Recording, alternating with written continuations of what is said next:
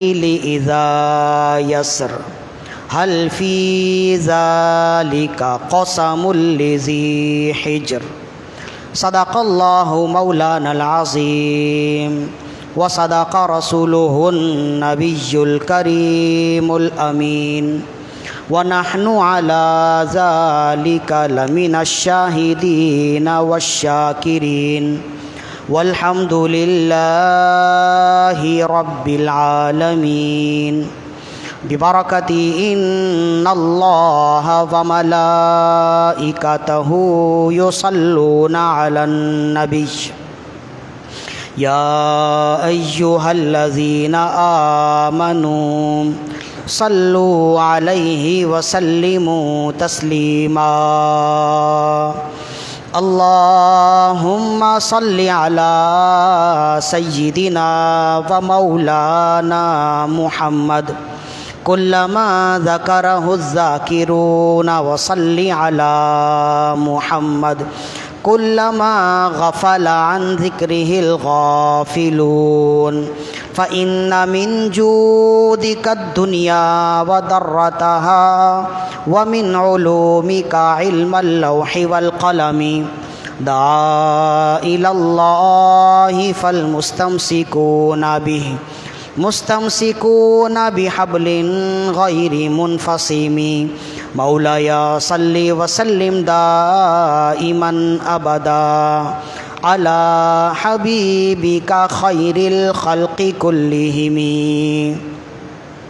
ثم الرضا عن أبي بكر وعن عمر وعن علي وعن عثمان ذي الكرم يا ربي بالمصطفى بلغ مقاصدنا واغفر لنا ما مضى يا واسع الكرم مولاي صل وسلم دائما أبدا على حبيبك خير الخلق كلهم ثم الرضا عن أبي بكر وعن عمر وعن علي وعن عثمان ذي الكرم يا ربي بالمصطفى بلغ مقاصدنا واغفر لنا ما مضى يا واسع الكرم مولاي صل وسلم دائما أبدا على حبيبك خير الخلق كلهم.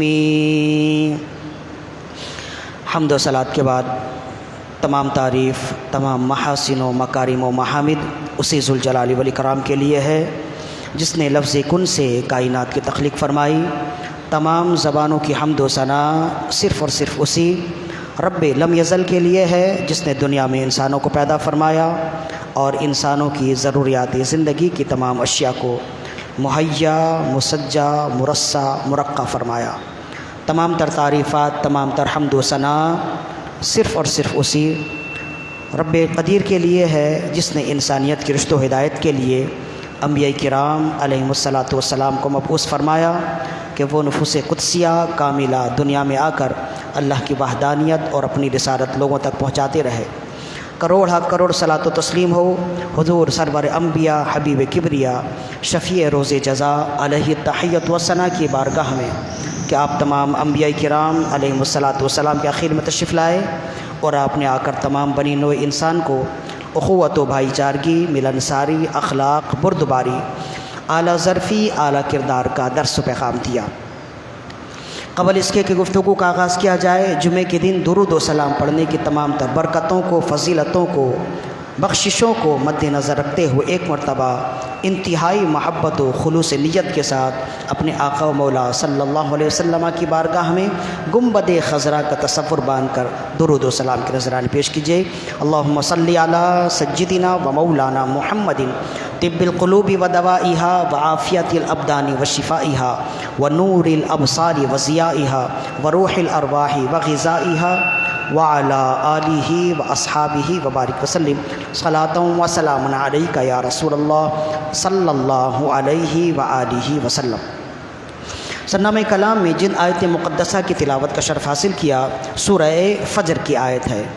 سورہ فجر قرآن مجید کے 30ویں پارے میں ہے اور جن آیات مقدسہ کی تلاوت کا شرف حاصل کیا سورہ فجر کی ابتدائی آیات میں سے ہیں۔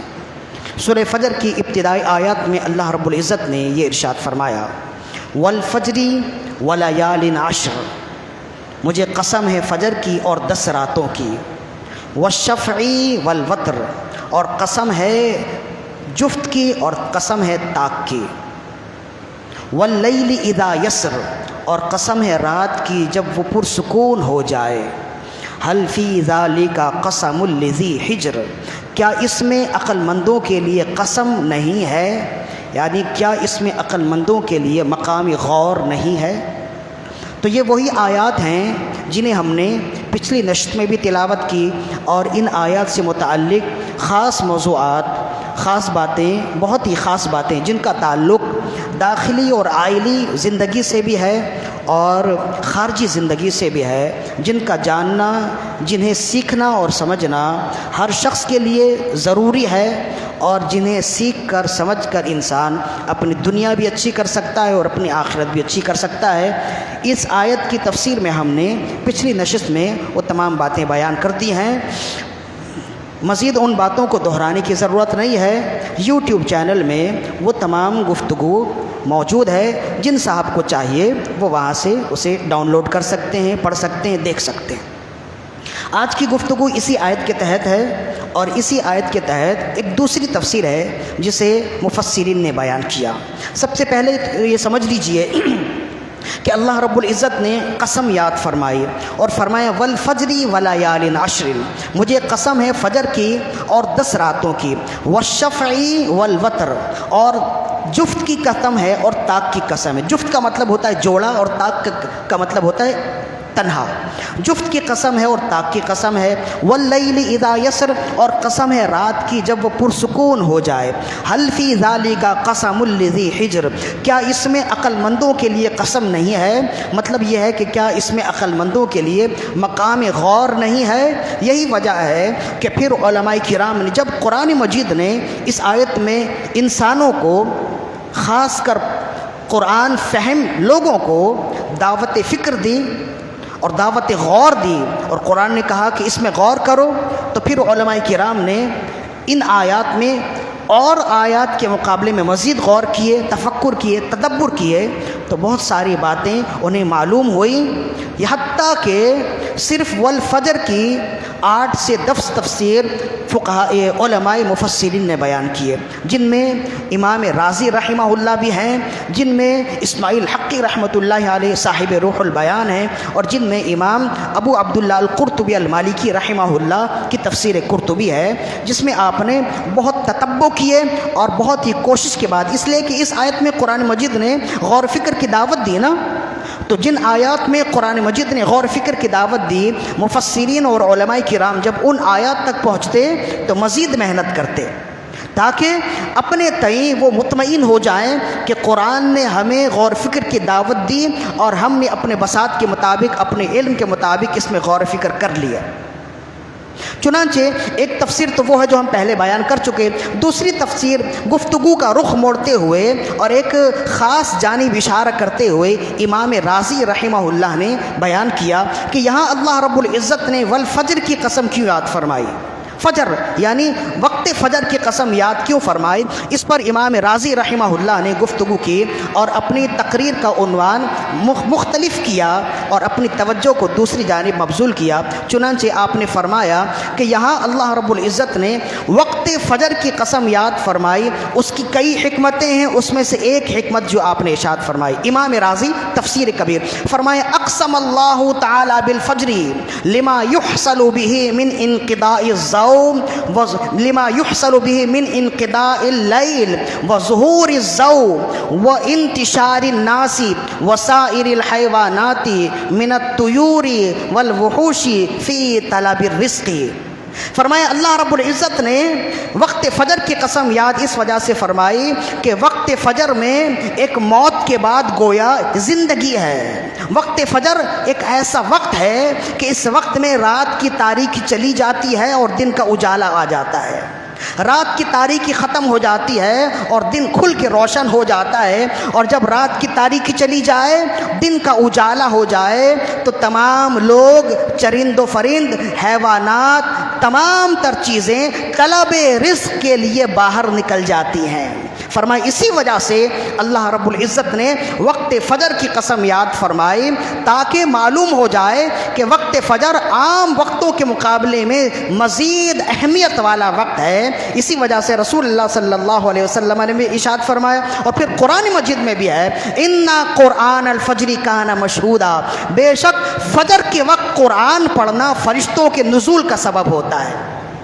اور وقتوں کے بارے میں نہیں فرمایا، فجر کے بارے میں فرمایا۔ اور اسی آیت کے تحت علماء مفسرین نے لکھا، آپ زندگی بھر قرآن پڑھیں، دن کے ہر وقت میں قرآن پڑھیں، لیکن جو مزہ فجر کے بعد قرآن پڑھنے میں آئے گا کسی دوسرے وقت میں نہیں آئے گا۔ اور علماء جب سمجھ کے قرآن پڑھیں گے تو دن بھر قرآن پڑھیں، ان کی سمجھ کے مطابق قرآن میں سے انہیں فیض ملے گا، لیکن فجر کے بعد اگر وہ قرآن پڑھیں گے تو وہ نکات ملیں گے، وہ باتیں ملیں گی کہ زندگی میں دوسرے مقام پر وہ بات نہیں ملے گی۔ ظاہر ہے کہ قرآن مجید کے عجائبات کبھی ختم نہیں ہوں گے۔ ولا ينقض عجائب، یہ حضرت مولا علی رضی اللہ عنہ کا قول ہے، ابن مسعود رضی اللہ عنہ کا قول ہے کہ قرآن مجید پڑھنے سے کبھی پرانا نہیں ہوتا، اور قرآن مجید کے عجائبات کبھی ختم نہیں ہوتے۔ تو عجائبات ملتے کب ہیں؟ فرمائے کوئی شخص اگر فجر کے وقت میں قرآن مجید کی تلاوت کرتا رہے، سمجھ کے تلاوت کرے، تو عام وقتوں کے مقابلے میں اس کے لیے عجائبات کے دروازے فجر کے وقت میں زیادہ کھلتے ہیں۔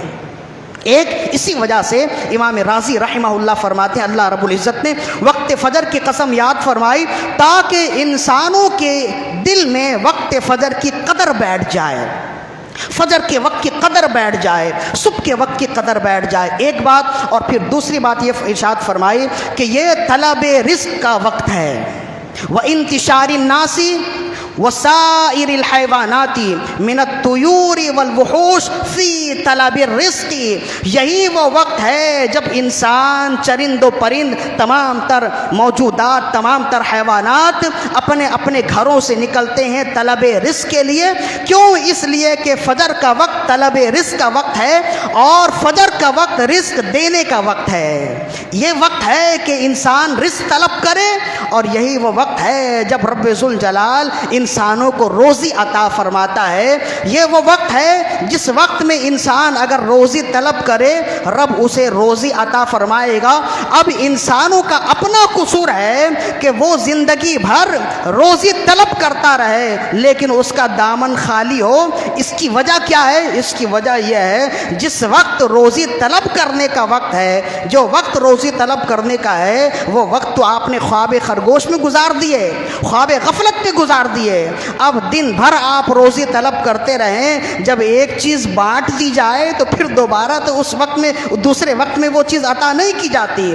جب رب نے یہ بتا دیا کہ وقت فجر طلب رزق کا وقت ہے اور وقت فجر روزی دینے کا وقت ہے، چرند و پرند بھی فجر کے وقت میں نکلتے، حیوانات بھی نکلتے، اور اللہ کی رحمت سے ہر ایک پیٹ بھر کر واپس آتے ہیں، اللہ کی روزی لے کر واپس آتے ہیں۔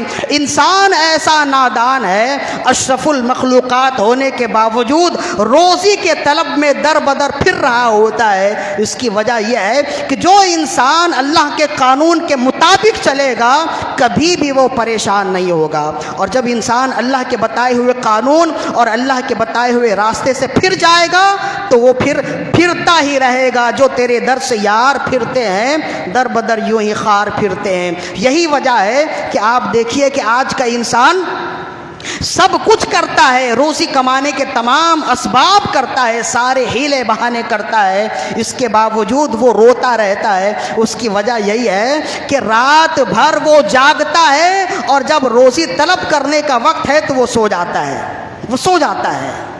رات اللہ نے جاگنے کے لیے نہیں بنائی، رات اللہ نے سونے کے لیے، آرام کے لیے پیدا کی، اور دن اللہ نے روزی کے طلب کے لیے۔ فجر کی اذان ہو جائے اس کے بعد اللہ کا ذکر کرو، روزی طلب کرو۔ یہ اللہ نے قرآن مجید کی کئی آیات ہیں، وَهُوَ الَّذِي جَعَلَ لَكُمُ اللَّيْلَ لِبَاسًا والنوم سباتا وجعل النہار نشورا، وہی رب ہے جس نے رات تمہارے لیے لباس بنایا اور نیند تمہارے لیے سکون کا باعث بنایا اور دن کو تمہارے لیے طلب رزق کا ذریعہ بنایا۔ رات کس کے لیے ہے؟ آرام کے لیے ہے، سونے کے لیے۔ دن کس کام کے لیے؟ روزی طلب کرنے کے لیے۔ اب رب نے یہ قانون بتا دیا ہے، اب اس کے الٹ اگر کوئی شخص کرے گا، زندگی گھسا دے گا، اپنے آپ کو اپنی صحت ختم کر لے گا، اس کے باوجود ہاتھ کچھ نہیں آئے گا۔ یہ اچھی طرح یاد رکھیے کہ یہ جو نظام کائنات ہے نا، یہ فطرت ہے۔ نظام کائنات یہ فطرت ہے، رات کا ہونا، دن کا ہونا، ہواؤں کا تیزی کے ساتھ چلنا، بارشوں کا ہونا، اپنے اپنے وقت میں بارش کا ہونا، سردی کا موسم ہونا، گرمی کا موسم ہونا، یہ کھانا کھانا، پانی پینا، پیاس لگنا، کھانے کے لیے بھوک لگنا، صحت کا ہونا، یہ ساری چیزیں، استنجا کا ہونا، یہ سب فطرت ہے، یہ سب فطرت ہے۔ اور انسان، وہی انسان کامیاب ہے جو فطرت کے مطابق اپنی زندگی کو ڈھالے گا۔ جو شخص فطرت کے مطابق کام کرے گا اس کی زندگی بھی اچھی رہے گی، اس کی آخرت بھی اچھی رہے گی۔ اور کوئی شخص اگر فطرت کے خلاف کام کرے گا، تم سب سے لڑ سکتے ہو، فطرت سے نہیں لڑ سکتے، اس لیے کہ فطرت وہ رب ہے، وہ رب نے جو سلسلہ بنایا، رات اور دن کا آنا جانا، یہ تو رب کی نشانیوں میں سے ہے نا۔ ان فی ذلک لآیات لقوم یعقلون، بے شک اس میں عقل مندوں کے لیے نشانی ہے۔ تم ہر ایک سے مقابلہ کر سکتے ہو، فطرت سے مقابلہ نہیں کر سکتے۔ لہذا یوں سمجھ لیجئے کہ بھوک کا لگنا فطرت ہے۔ اب کوئی شخص بھوک لگنے کے باوجود کھانا نہیں کھائے گا، بیمار ہو جائے گا۔ استنجے کا لگنا یہ فطرت ہے۔ کوئی شخص کتنا بھی مصروف ہو، اگر وہ استنجا وقت پر نہ کرے وہ بیمار ہو جائے گا، اگر وہ پیشاب خارج نہ کرے وہ بیمار ہو جائے گا۔ بعض اوقات انسان بسا اوقات اسی وجہ سے مثانے کی بیماری میں مبتلا ہو جاتا ہے کہ وہ اتنا مصروف ہوتا ہے کہ بسا اوقات استنجا کی حاجت ہونے کے باوجود اپنی مصروفیات کی وجہ سے وہ وقت پر استنجا نہیں کرتا، پھر وہ بیمار ہو جاتا ہے، مختلف بیماریوں کا شکار ہو جاتا ہے۔ تو پھر ڈاکٹرز کہتے ہیں جیسے ہی استنجا کی حاجت ہو فوراً کریں۔ کیوں؟ اس لیے کہ فطرت ہے۔ جو شخص فطرت کے ساتھ ساتھ چلے گا اس کی زندگی بھی اچھی رہے گی، اس کی صحت بھی اچھی رہے گی، وقت پہ بھوک لگے گی، وقت پر کھائے گا، وقت پر ہضم کر لے گا، سب کچھ ہو جائے گا۔ لیکن اگر فطرت کے خلاف کوئی کام کرے گا تم سب سے لڑ سکتے ہو، فطرت سے نہیں لڑ سکتے۔ تو رات اللہ نے فطرت میں ہے، رات آرام کے لیے اور دن کام کے لیے۔ اب کوئی شخص اگر اس طرح سے زندگی گزارے گا، دن بھر کام کرے، محنت کرے، خوب روزی کمائے، جیسے ہی رات ہو جائے اپنے گھر آئے اور بغیر کسی مصروفیات کے وقت پر اپنی نیند پوری کر لے اور پھر دن بھر کام کرے، آپ دیکھیے وہ شخص دیر سے بوڑھا ہوگا، اگر بوڑھا بھی ہو جائے گا تو اس کی توانائی مکمل رہے گی۔ کیوں؟ اس لیے کہ وہ فطرت کے خلاف نہیں چل رہا۔ فطرت کے خلاف جو چلے گا جوانی میں بھی بوڑھا ہو جائے گا۔ جو رات جاگنے والا ہو اور دن سونے والا ہو جائے، رات بھر وہ جاگے اور دن بھر وہ سوتا رہے، تو پھر ایسے شخص کو آپ دیکھ لیجئے جتنا بھی وہ کھائے، جس قدر انواع اقسام کی نعمت کھائے، چونکہ وہ فطرت کے خلاف کر رہا ہے تو کہیں نہ کہیں اس کے صحت میں ڈس بیلنسی ہوگی، کہیں نہ کہیں اس کی صحت میں بگاڑ پیدا ہوگا۔ کیوں؟ اس کی وجہ کیا ہے؟ فطرت کے خلاف جو کام کرے گا وہ کام کامیابی کی طرف نہیں ناکامی کی طرف جائیں گے۔ لہذا آج کے مسلمانوں میں آپ دیکھیں، بالخصوص آج کے نوجوانوں میں اگر آپ دیکھیں تو یہ بیماری جڑ پکڑ گئی ہے۔ ان کا کام یہ ہے اور انہوں نے اپنی عادت بنا لی ہے، رات بھر جاگنا ہے، ویڈیو گیم کھیلنا ہے، انٹرنیٹ پر بیٹھنا ہے، مختلف سائٹس پر دیکھنا ہے، بس یوں ہی وقت گزارنا ہے، رات بھر جاگ کر مختلف گناہوں میں مبتلا ہو کر اپنی رات خراب کرنی ہے، اور جیسے ہی فجر کا وقت آ جائے، ٹھنڈی ٹھنڈی ہوا چلنے لگے، پھر سو جائیں اور دن بھر سوتے رہیں۔ آپ یہ عمل کرتے تو ہیں لیکن آپ کو معلوم نہیں ہے کہ رب کس قدر آپ سے ناراض ہو رہا ہے۔ رب کی ناراضگی تو ہے ہی، لیکن آپ کی دنیا بھی خراب ہو رہی ہے۔ آپ کی صحت بھی خراب ہو رہی ہے لیکن اس کا آپ کو احساس نہیں ہے، لیکن ایک وقت آ جاتا ہے پھر احساس ہوتا ہے۔ لہذا جہاں تک ممکن ہو انسان کو چاہیے فطرت کے ساتھ کام کرے، اور جب رب نے یہ تو ہے دنیاوی خرابی جو انسان کو پہنچتی ہے، اور اخروی خرابی کیا ہے؟ اخروی خرابی یہ ہے کہ دنیا اس کی تنگ ہو جاتی ہے، اس لیے کہ رات بھر وہ جاگتا رہتا ہے، اور جب روزی بانٹی جا رہی ہوتی ہے، جب رب روزی عطا فرما رہا ہوتا ہے، اس وقت وہ سو جاتا ہے۔ جب وہ اس وقت سو جائے گا تو پھر وہ اپنی صحت گلا دے، اپنی زندگی گھسا دے، لیکن وہاں تک نہیں پہنچ سکے گا جہاں تک اس نے پہنچنا ہوتا ہے۔ اگر رب کے بتائے ہوئے اصولوں کے مطابق چلو گے تمہاری محنت بھی کم ہوگی اور تمہیں وہاں سے روزی ملے گی جہاں سے تمہارا گمان بھی نہیں ہے۔ کیا رسول اللہ صلی اللہ علیہ وسلم کا فرمان ایسا ہی ہے کہ حضرت مولا علی رسول اللہ صلی اللہ علیہ وسلم حضرت صخر رضی اللہ عنہ روایت کرنے والے ہیں۔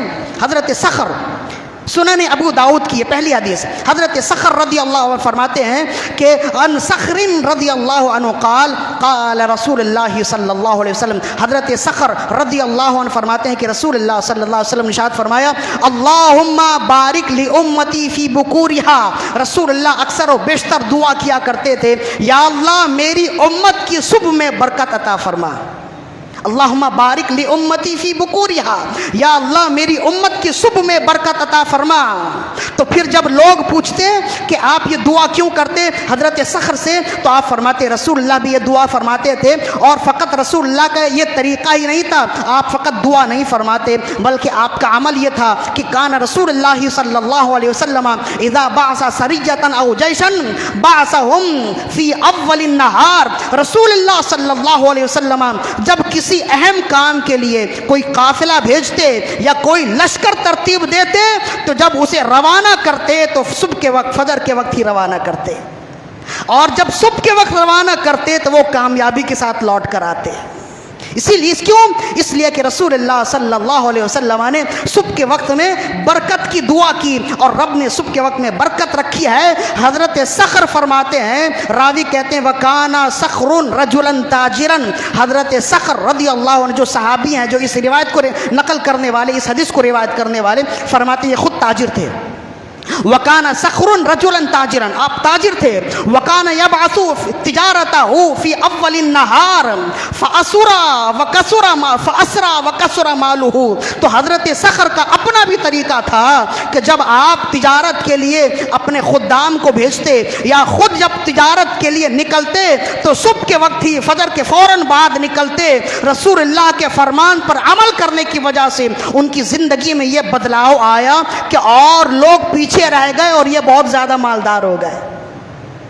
صرف روزی کمانا ہی مسئلے کا حل نہیں ہے، صرف محنت کرنا ہی مسئلے کا حل نہیں ہے، اصولوں کے مطابق محنت کریں تو محنت بھی کم کریں گے اور اجر بھی زیادہ ملے گا اور نفع بھی زیادہ ملے گا۔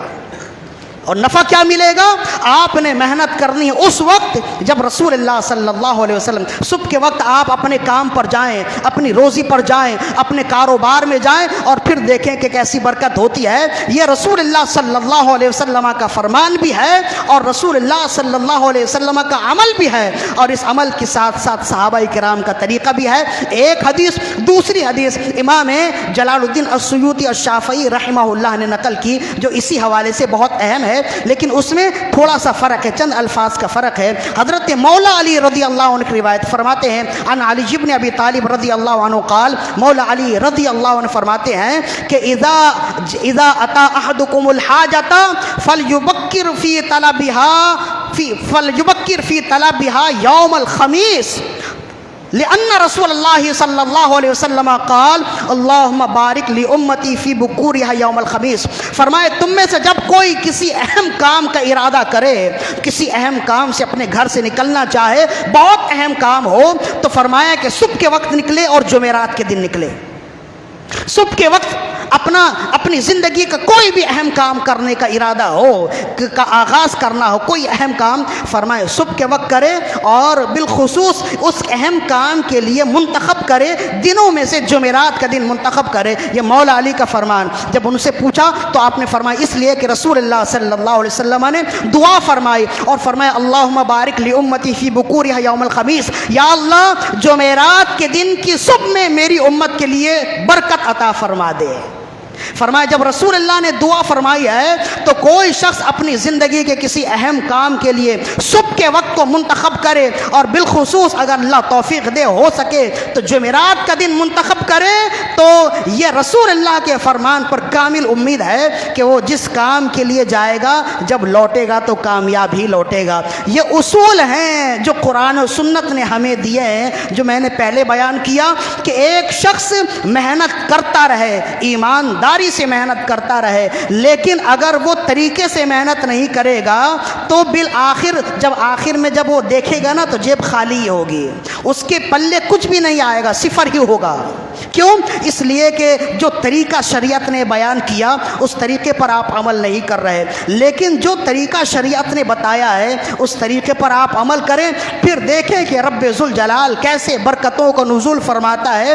اور یہ طریقہ کیا ہے کہ جب انسان روزی کمانے کے لیے اپنے گھر سے نکلے، صبح کے وقت نکلے۔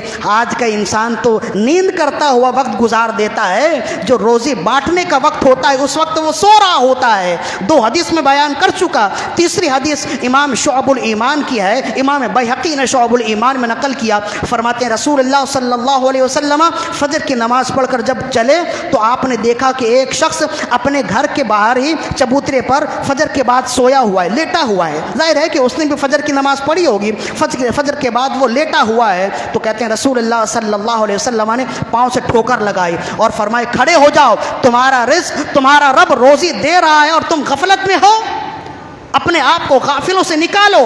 اس لیے کہ یہ وقت رزق دینے کا ہے، اپنے حصے کا رزق اپنے رب سے طلب کر لو، غفلت میں اپنے آپ کو نہ گزارو۔ فإن اللہ یقسم ارزاق الناس ما بین طلوع الفجر الی طلوع الشمس، فرمائے بے شک اللہ رب العزت فجر کے وقت سے طلوع الشمس کے درمیانی حصے میں لوگوں کو روزی عطا فرماتا ہے، وہ روزی عطا فرما رہا ہے اور تم غافلین میں سے ہوئے پڑے ہو، بیدار ہو جاؤ۔ لہذا پھر وہ بیدار ہوئے۔ تو یہ رسول اللہ صلی اللہ علیہ وسلم کا فرمان ہمیں بتاتا ہے کہ ہم اس وجہ سے محنت کرنے کے باوجود روتے ہیں، اس کی بہت بڑی اور بھی اسباب ہو سکتے ہیں۔ اس کی بہت بڑی وجہ یہ ہے کہ جو طریقہ شریعت نے ہمیں بتایا ہے ہم اس طریقے پر عمل نہیں کرتے۔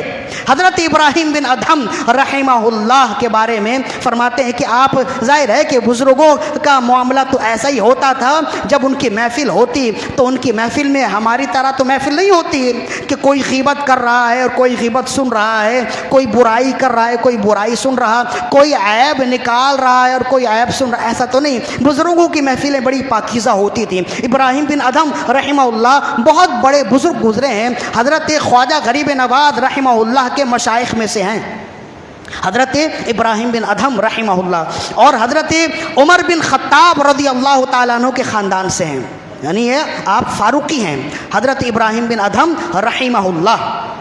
فرماتے ہیں محفل میں بیٹھے تھے تو کسی نے کہا حضور برکت کی مثال کیا ہے؟ آپ نے فرمایا تم نے کبھی یہ بتاؤ کہ بکری کتنے بچے دیتی ہے سال میں؟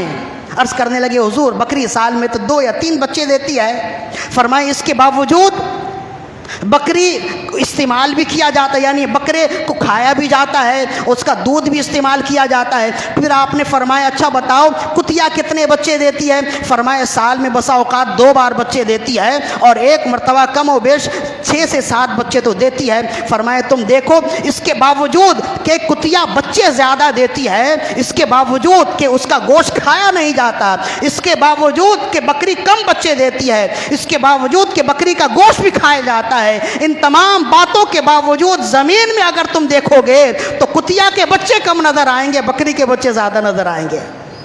فرمایا بے شک حضور ایسا ہی ہے۔ فرمایا یہی برکت ہے، یہی برکت ہے جو تم محسوس نہیں کرتے۔ پھر آپ نے جب برکت کی مثال دے دی، پھر آپ نے فرمایا تمہیں معلوم ہے کہ کتے میں برکت کیوں نہیں ہے اور بکری میں برکت کیوں ہے؟ عرض کی حضور یہ برکت کی نشاندہی آپ نے کی، یہ برکت کی عقدہ کشائی آپ نے کی ہے، تو اب یہ بھی بتا دے کہ کتیا میں یا کتے میں برکت نہیں ہے اور بکری میں برکت کیوں ہے؟ آپ نے فرمایا اس کی وجہ یہ ہے، کتیا یا کتے میں برکت اس وجہ سے نہیں ہے وہ رات بھر جاگتے ہیں اور جب برکت دینے کی باری آتی ہے فجر میں سو جاتے ہیں، اور بکریوں میں برکت اس وجہ سے ہے کہ وہ رات بھر ساتھ سوتی ہیں، اور جیسے ہی فجر طلوع ہو جائے، صبح کا اجالا ہو جائے، جب لوگ رب کی بندگی کر رہے ہوتے ہیں تو وہ بھی تسبیح میں مصروف ہو جاتی ہے۔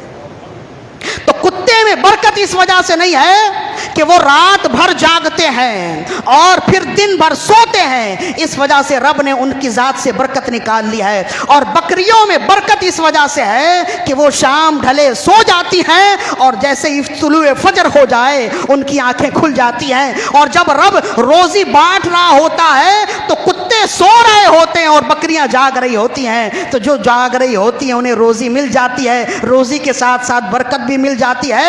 یہ ہمارے لیے تازیانہ عبرت ہے، یہ ہمارے لیے مقام غور ہے کہ دیکھیں کہ جو معاملہ جانوروں کے ساتھ ہے وہی انسانوں کے ساتھ ہے۔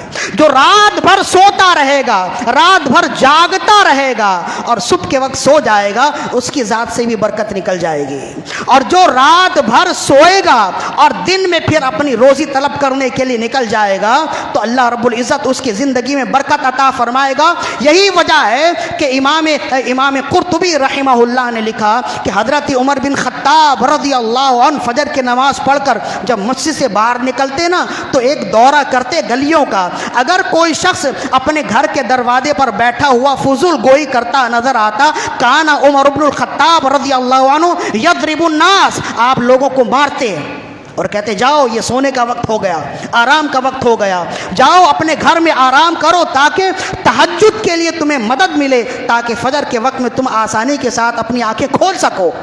تو حضرت عمر بن خطاب رضی اللہ عنہ کا یہی طریقہ تھا۔ مطلب کیا ہے؟ ہم رو اس وجہ سے رہے ہیں، دیکھے ہیں یہ دن اپنی ہی غفلت کے بدولت۔ سچ ہے کہ برے کام کا انجام برا ہے، جو طریقہ ہمیں بتایا گیا اس طریقے پر ہم عمل نہیں کریں گے تو ہم اپنی زندگی گھسا دیں گے، اپنی صحت گلا دیں گے، لیکن حاصل کچھ نہیں ہوگا۔ لیکن جس طریقے پر کام، ہاں یہ ہے کہ اگر شرعی طور پر شرعی تقاضے ہیں تو پھر رات جاگنے کی اجازت ہے، اسے امام قرطبی نے بیان کیا، فرمایا ہاں شرعی تقاضے اگر ہیں، مثلا یہ ہے کہ کسی کی ڈیوٹی ہے رات جاگنے کی، پہرے داری کی ڈیوٹی ہے، یا کوئی رات میں علوم دینیہ کے لیے جاگا ہوا ہے، مطالعہ کر رہا ہے یا عبادات کر رہا ہے، تو یہ رات جاگنا، اس طرح کا رات جاگنا مذموم نہیں بلکہ محمود ہے، یہ اولیاء کا طریقہ ہے۔ وہ رات جاگ کر عبادات کیا کرتے تھے نا، خود قرآن مجید کی آیت ہے کہ یبیتون للرحمن سجدا وعباد الرحمن الذین یبیتون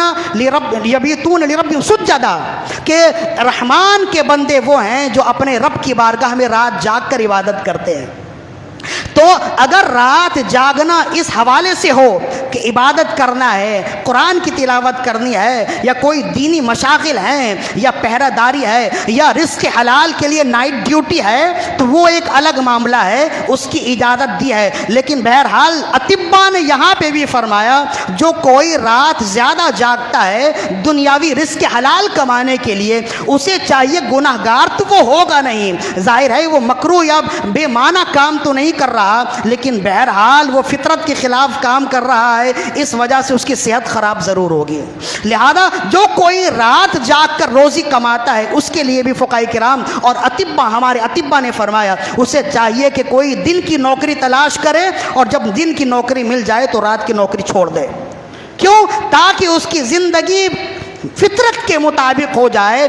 جس قدر فطرت کے ساتھ آپ چلیں گے اس قدر آپ کی زندگی میں آسانی آئے گی، آسودگی آئے گی، اور ویسے ہی رات بھر سوئیں اور سب صبح کے وقت بیدار ہو جائیں، پھر روزی تلاش کریں، پھر دیکھیں کہ رب کا فرمان بھی یہی ہے، رسول اللہ صلی اللہ علیہ وسلم کا عمل بھی یہی ہے، پھر دیکھیں کہ روزی کے خزانے کیسے آپ کے لیے کھلتے ہیں۔ کہتے ہیں کہ مارکیٹ میں مندی ہو گئی اور کوئی خریدنے والا آتا نہیں، تمام دکاندار اپنی دکانوں میں بیٹھے ہیں، کوئی خریدار آتا نہیں۔ کچھ وقت گزر گیا تو تمام جتنے تاجر تھے جمع ہوئے، اور جمع ہو کر انہوں نے ایک آپس میں بیٹھک کی، میٹنگ کی، اور سوچنے لگے کہ جناب اب ہم ایسا کیا کام کریں کہ خریدار آئیں، کوئی خریدار آتا نہیں اور ہمارا کاروبار خسارے میں جا رہا ہے۔ ہر ایک نے اپنا الگ الگ مشورہ دیا۔ تو جو چوکیدار تھا بابا، وہ بھی کھڑا سن رہا تھا۔ اس نے جب تمام کے مشورے سن لیے تو اس نے کہا میں تو ان پڑھ آدمی ہوں، میں چوکیدار ہوں،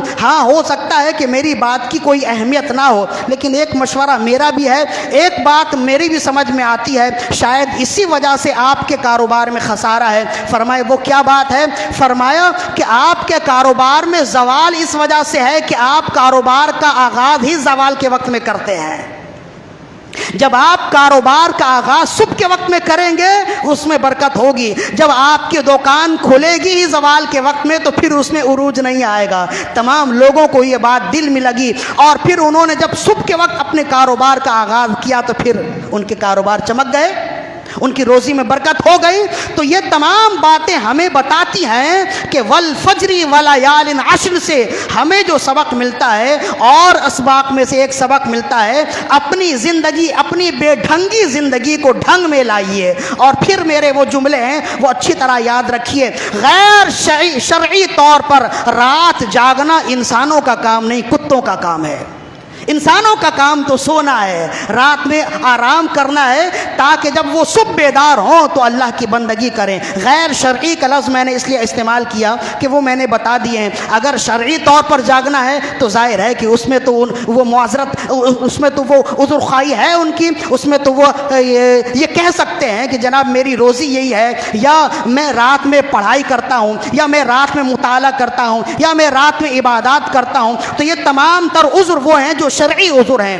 اس کے علاوہ اگر کوئی شخص رات جاگ کر پبجی گیم کھیلتا ہے اور صبح کے وقت سو جاتا ہے، ایسے لوگوں کے لیے ہے۔ رات جاگ کر وہ گناہ کرتا ہے، فلمیں ڈرامے دیکھتا ہے، جو ہمارے نوجوانوں کے لیے، ان کے لیے پیغام ہے کہ بچوں ہمارے لیے رب کی فرما برداری یہی ہے، اور ہماری ترقی کے لیے یہی ضروری ہے کہ ہم فطرت کے ساتھ کام کریں، غیر فطری عمل نہ کرو، ورنہ تمہارا ذہن بھی خراب ہوگا، تمہاری صحت بھی خراب ہوگی، بھوک نہیں لگے گی، چڑچڑاپن آئے گا، تم تعلیم حاصل کرنا چاہو گے لیکن حاصل نہیں کر سکو گے۔ اس کی وجہ یہی ہے کہ تم غیر فطری عمل کر رہے ہو۔ رات جب رب نے جاگنے سونے کے لیے عطا فرمائی ہے تو رات نیند کرو، دن میں کام کرو، اور یہ غیر فطری طریقے چھوڑ دو۔ اگر اس طرح کے کام کرو گے تو پھر اچھی طرح یاد رکھو، غیر شرعی طور پر رات جاگنا کتوں کا کام ہے، انسانوں کا کام نہیں ہے۔ انسانوں کا کام تو سونا ہے۔ امید ہے کہ یہاں تک گفتگو ہو گئی ہوگی۔ یہ ایک فضیلت اور ایک تفسیر ہمیں معلوم ہوئی، ایک ہمیں اس سے ہدایت ملی، والفجر سے ایک ہدایت ملی۔ حضرت ابن عباس رضی اللہ عنہما سے جب پوچھا کہ والفجر ولیال عشر سے کیا مراد ہے، آپ نے فرمایا والفجر، اس کی تو کئی تفسیر بیان کی گئی، آپ نے فرمایا حضرت ابن عمر سے جب آپ نے پوچھا تو ابن عمر رضی اللہ عنہما نے فرمایا والفجر سے مراد، ولیال عشر سے مراد ذوالحجہ کے یہ ابتدائی 10 دن ہیں۔ قسم ہے مجھے فجر کی اور قسم ہے مجھے 10 راتوں کی، اس سے مراد ہے قسم ہے مجھے 10 دنوں کی۔ کون سے 10 دن مراد؟ ابن عباس نے فرمایا ذوالحجہ کے 10 دن۔ آج ذوالحجہ 1443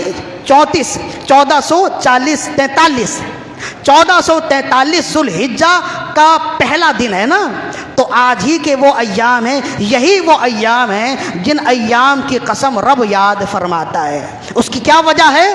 قسم یاد فرما کر رب یہ بیان کرنا چاہتا ہے کہ سال کے تمام ایام الگ ہیں، لیکن ذوالحجہ کے یہ جو ایام گزر رہے ہیں ان کی خاص اہمیت ہے نگاہ الوہیت میں، ان کا خاص مقام ہے۔ کیوں؟ اس لیے کہ ان دنوں میں وہ کام ہوتے ہیں کہ کسی اور ایام میں نہیں ہوتے۔ رب اپنے گھر میں اپنے خاص بندوں کو بلاتا ہے، ارکان حج ادا کیے جاتے ہیں، فرزندان توحید اپنے رب کے گھر کو دیکھتے ہیں اور مناسک حج ادا کرتے ہیں۔ سال کے کسی دن میں یہ کام نہیں کیا جاتا، حج کی نیت سے اگر کیا جاتا ہے تو ذی الحجہ میں کیا جاتا ہے۔ اسی وجہ سے یہ ایام عام دنوں کے مقابلے میں خاص ہیں، اور رسول اللہ صلی اللہ علیہ وسلم نے انہی ایام کی خصوصیات بیان کرتے ہوئے ارشاد فرمایا، جسے امام بخاری نے نقل کیا۔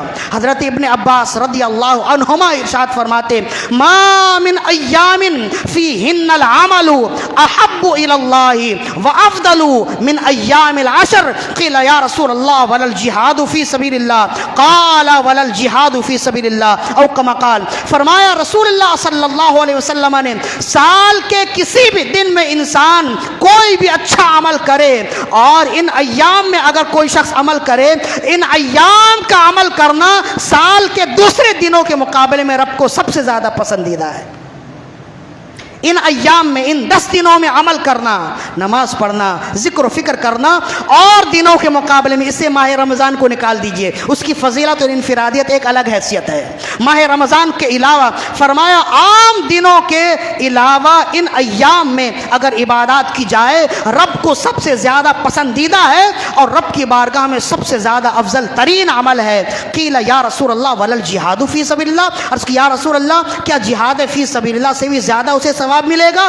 آپ نے فرمایا ولا الجہاد فی سبیل اللہ، جہاد فی سبیل اللہ سے بھی زیادہ اس شخص کو ثواب ملے گا جو ان ایام میں اپنے رب کو راضی کرنے کی کوشش کرے گا۔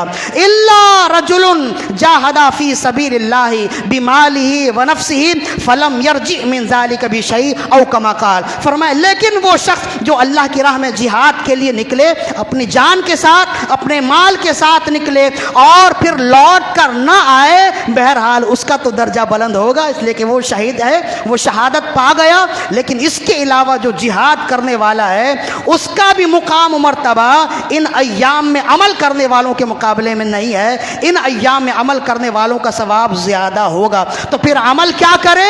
وہ رسول اللہ صلی اللہ علیہ وسلم نے ابن عمر رضی اللہ عنہما روایت کرتے، آپ سے جب پوچھا گیا عمل کیا کرے تو فرمائے ان ایام میں عمل کرنے کے بارے میں رسول اللہ نے فرمایا ان ایام میں روزہ رکھو، فرمایا ان ایام میں ایک دن کا روزہ رکھنا 1 سال کے روزے کے برابر ہے، اور ان 10 دنوں میں ایک رات کا جاگنا لیلۃ القدر میں جاگنے کے برابر ہے۔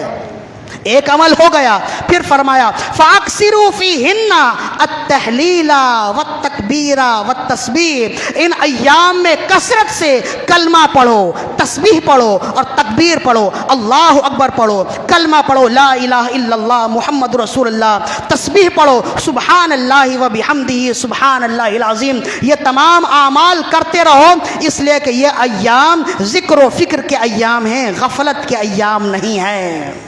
اور ملا علی قاری علیہ رحمت باری فرماتے ہیں کہ ان ایام میں سب سے زیادہ جو انسان کو چاہیے وہ ذکر کرے، وہ ذکر کرے کہ لبیک اللہم لبیک، لبیک لا شریک لک لبیک، ان الحمد والنعمت لک والملک لا شریک لک، یہ پڑھتا رہے، اس لیے کہ یہ وہ ایام ہیں کہ حجاج کرام ان ایام میں انہی کلمات کو سب سے زیادہ دہراتے ہیں۔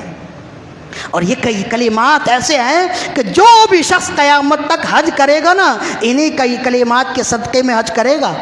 یہ کلمات ایسے ہیں کہ جو شخص ان کلمات کو یاد کرے گا اور جو شخص قیامت تک حج کرے گا، انہی کلمات کی وجہ سے حج کرے گا۔ جاؤ دیکھو قرآن مجید میں سورہ حج کی تفسیر میں حضرت ابراہیم علی نبینا علیہ الصلوۃ والسلام نے جب بیت اللہ کی تعمیر مکمل کر لی نا، تو اللہ نے فرمایا کہ اب میری امت کو، تمام لوگوں کو میرے گھر میں کی زیارت کے لیے بلاؤ۔ تو کہتے ہیں حضرت ابراہیم علیہ الصلوۃ والسلام پہاڑ پر چڑھے، وہ پہاڑ اب کاٹ دیا گیا ہے، مکے کے قریب ہی وہ پہاڑ تھا۔ تو آپ نے فرمایا حضرت ابراہیم علیہ الصلوۃ والسلام اس پہاڑ پر چڑھے اور آپ نے تمام لوگوں کو آواز دی اور فرمایا ایھا الناس ان اللہ امر علیکم ان یزوروا الی بیتہ، اے لوگوں رب ذوالجلال تمہیں حکم دیتا ہے کہ تم رب ذوالجلال کے گھر کی عبادت کے لیے، اس کے گھر کی زیارت کے لیے آؤ۔ تو کہتے ہیں ابن عباس فرماتے ہیں کہ یہ آواز مشرق سے مغرب ہر بندے کے کان میں گئی، یہاں تک کہ جو ماں کے پیٹ میں تھا اس کے بھی کانوں تک آواز گئی، یہاں تک کہ جو باپ کی پیٹھ میں تھا اس کے کانوں تک آواز گئی۔ جس نے ایک بار لبیک کہا ایک بار حج کرے گا، جس نے 10 بار کہا 10 بار حج کرے گا۔ تو یہ لبیک ایسا جملہ ہے کہ یہ حج بیت اللہ کی جانب توسل ہے، وسیلہ ہے۔ اسی وجہ سے ان ایام میں کثرت سے یہ پڑھیے۔ ایک تو یہ ہے کہ اس شوق سے پڑھیے کہ حجاج کرام وہاں پڑھ رہے ہیں، ہم یہاں پڑھ رہے ہیں، رب ذوالجلال ان کے صدقے میں ہماری بھی بخشش کرے گا۔ جیسے وہ اپنی آنکھیں رب کے گھر کو دیکھ کر ٹھنڈی کر رہے ہیں، ایک وقت آئے گا انہی کلمات کے صدقے میں رب فقط اپنے فضل و کرم سے ہمیں بھی یہ توفیق دے گا، ہم بھی اس کے گھر کا دیدار کر لیں گے۔ یہ تو اچھوں کی نقل بھی اچھی ہوتی ہے نا۔ یہی وجہ ہے کہ حضرت ثابت البنانی رحمہ اللہ، ابن عمر رضی اللہ عنہ صحابی رسول ہیں، ثابت البنانی تابعی ہیں، جیسے ہی ذوالحجہ کا چاند نظر آتا بولنا چالنا چھوڑ دیتے، بول چال چھوڑ دیتے، اور فقط یہی لوگوں سے جب بھی ملتے تسبیح پڑھتے ہوئے تکبیر پڑھتے ہوئے ملتے، بہت خاص کام ہو تو گفتگو کرتے، ورنہ یہی پڑھتے رہتے لبیک اللہم لبیک یا لبیک لا شریک لک لبیک، یہ پڑھتے رہتے۔ کیوں؟ اس لیے کہ آپ فرماتے یہ وہ ایام ہیں کہ ان ایام میں رب ذوالجلال ان کلمات کو پسند فرماتا ہے۔ اور ایک دوسرے بھی کلمات ہیں، اللہ اکبر لا الہ الا اللہ واللہ اکبر وللہ الحمد، یہ بھی کلمات ہیں کہ جو ان کلمات کو پڑھتا رہتا ہے وہ حجاج کرام کے مثل اپنے آپ کو کر لیتا ہے۔ ملا علی قاری علیہ رحمت باری فرماتے ہیں کہ اگرچہ حجاج کرام دور ہیں اور وہ اپنے رب کو یاد کر رہے ہیں، ہم وہاں تک پہنچ نہیں سکتے تو کیا ہوا، کم از کم تھوڑا مثل تو اختیار کر سکتے ہیں۔ اگر ہم ان کی طرح مثل اختیار کریں، ہو سکتا ہے کہ رب انہیں بخشے اپنے گھر کا دیدار کرنے کی وجہ سے، تو ان کے مثل اختیار کرنے والوں کو بھی بخش دے۔ کیا ایسا ممکن نہیں ہے؟ صاحب روح البیان نقل کرتے ہیں، یہ آخری بات ہے، بڑی خوبصورت بات، صاحب روح البیان نقل کرتے فرماتے ہیں ایک شخص بڑا ہی گناہ گار تھا، جب وہ مرنے لگا نا تو اس نے اپنے لوگوں سے کہا کہ میرے چہرے پر جو ہے نا سفید آٹا مل دینا، میرے چہرے کو، میری داڑھی کو، میرے بالوں کو سفید کر دینا، سفید آٹا مل دینا۔ تو کہنے لگا، لوگوں نے کہا کہ یہ تو عجیب وصیت ہے کہ مرنے کے بعد اس کی داڑھی پر، اس کے سر کے بالوں میں سفید آٹا مل دے۔ تو اس سے جب پوچھا گیا کہ یہ وصیت کیوں کرتے ہو، اس نے کہا کہ میرے بال، میری داڑھی کے بال، میرے بال تو کالے ہیں، سفید تو نہیں ہیں، جوانی میں اس کی موت قریب تھی۔ تو اس نے کہا کہ میں نے رسول اللہ صلی اللہ علیہ وسلم کا بیان فرمان سنا ہے کہ رسول اللہ صلی اللہ علیہ وسلم نے ارشاد فرمایا، اللہ رب العزت سفید داڑھی والے مسلمان کو بہت پسند فرماتا ہے۔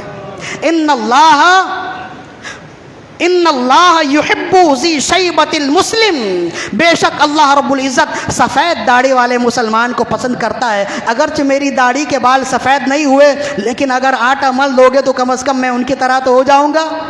تو کہتے ہیں کہ موت کے بعد اسے اسی طرح اس کی وصیت کے مطابق ایسا کر دیا گیا۔ لوگوں کو یہ حکمت سمجھ نہیں آئی، خواب میں مرنے کے بعد وہ آیا اور اس نے اپنے گھر والوں کو بتایا، تمہاری مہربانی کہ میری وصیت کے مطابق تم نے یہ عمل کیا، مجھے میرے رب سے جو امید تھی میرے رب نے میری امید پوری کر دی۔ فقط بوڑھے اور داڑھی والے، سفید داڑھی والے کی نقل کرنے کی وجہ سے ایک مسلمان بخشا جاتا ہے۔ اگر ہم حجاج کی نقل کریں گے، بے شک رب کی رحمت سے امید ہے کہ ہم بخشے جائیں گے۔ تو کیا خیال ہے، ہمیں ان ایام میں اچھے اعمال کرنے چاہیے؟ بولیے، اتنی دیر تک تو میں بولتا رہا، 1 گھنٹے تک قریباً، اب آپ کے بولنے کی بات ہے۔ کل تک جو نماز نہیں پڑھتے تھے، ان ایام کی توقیر کرتے ہوئے، ان ایام کو اپنے دل میں عزت دیتے ہوئے اللہ کی عبادت کیجئے، پھر دیکھیے کہ کیسے برکتیں ملتی ہیں۔ ان ایام میں گالم گلوچ مت کیجئے، جھوٹ سچ مت کیجئے، غیبت نہ کھائیے، غیبت نہیں کیجئے، اور اپنی زبان کو بھی اچھا رکھیے، فقط اس لیے کہ یہ اللہ کے پاکیزہ ایام ہیں۔ ان دنوں کا احترام کریں گے، رب ذوالجلال ہمیں بخش دے گا۔ اور زیادہ کن کلمات کو پڑھنا ہے؟ سبحان اللہ کا ورد کیجئے، الحمدللہ کا ورد کیجئے، اللہ اکبر کا ورد کیجئے، اور اللہ اکبر لا الہ الا اللہ واللہ اکبر وللہ الحمد کا ورد کرتے رہیے۔ پھر دیکھیے کہ رب ذوالجلال کیسی برکتوں کا نزول فرماتا ہے۔ کیا خیال ہے، 3 مرتبہ ہمیں بھی پڑھ لینا چاہیے حصول برکت کے لیے؟ آج ذوالحجہ کا پہلا دن ہے نا، تو بلند آواز سے پڑھ لیجئے، اللہ اکبر واللہ اکبر لا الہ الا اللہ واللہ اکبر وللہ الحمد اللہ اکبر لا الہ الا اللہ واللہ اکبر وللہ الحمد اللہ اکبر لا الہ الا اللہ واللہ اکبر وللہ الحمد والتمجید واللہ یعلم ما تصنعون وما علینا الا البلاغ.